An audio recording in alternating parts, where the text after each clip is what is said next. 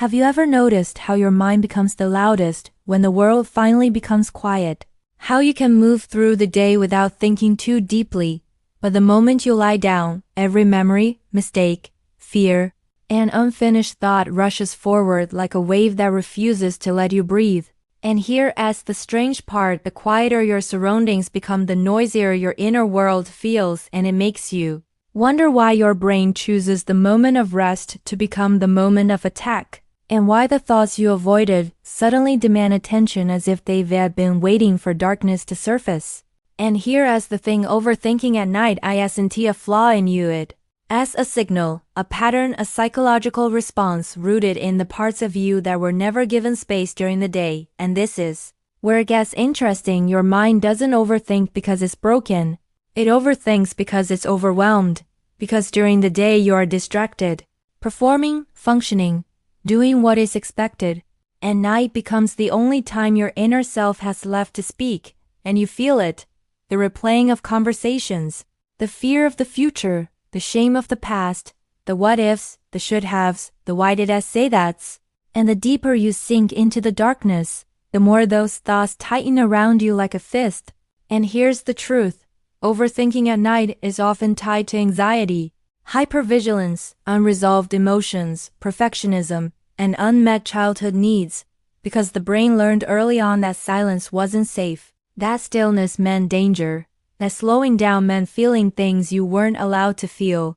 And so even now as an adult, rest feels threatening, calm feels unfamiliar, and your nervous system mistakes relaxation for vulnerability. And you lie there wondering why your mind won't let go, why your body won't unwind, why peace feels like a risk instead of a right. And part of you believes that thinking more will protect you, that worrying will prepare you, that mentally rehearsing disaster will somehow stop it from happening, because once upon a time anticipating pain helped you survive. And this is the hidden mechanism. Beneath the surface, nighttime overthinking is a defense, a shield, a coping strategy wired into your subconscious, and yet it feels like a battle, a burden, something you blame yourself for. And here's where it becomes deeper: when the mind has unprocessed emotions, it whispers at night. When the body carries tension, it tightens at night.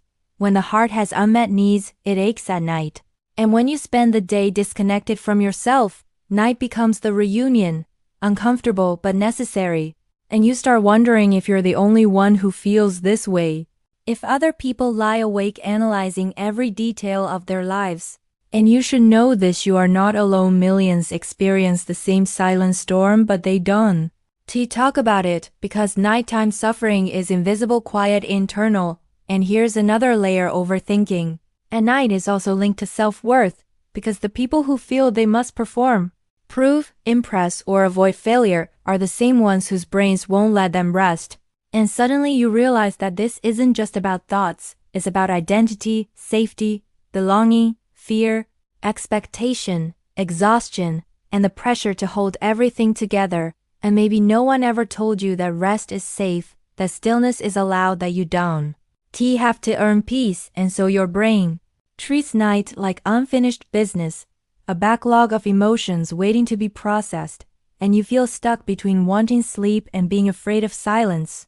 And here's something most people don't realize: the brain doesn't overthink when it feels secure. It overthinks when it feels alone, unsupported, or emotionally exposed, and night amplifies that. Because there is nothing left to distract you from yourself, and maybe that scares you, maybe it frustrates you, or maybe some part of you recognizes that these thoughts are asking to be heard, not feared. And if you trace them back, you might find a younger you, a lonely you, a worried you, a neglected you, a you that learned to survive by staying alert. And this is where hope enters.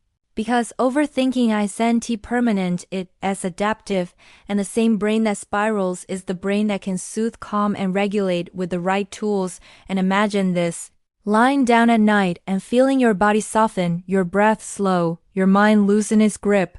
Not because life is perfect, but because you have learned to feel safe inside yourself. And maybe for the first time, rest doesn't feel like a threat, it feels like coming home. And if no one has ever told you this, let me be the one to say it: your thoughts are not your enemy. Your mind is not against you, it is trying to protect you in the only way it knows how, and the more you understand yourself, the less power the spiral holds. And one day soon, you may notice that the nights feel gentler, the thoughts feel quieter, and the darkness no longer feels like a battlefield, but a place where you can finally exhale.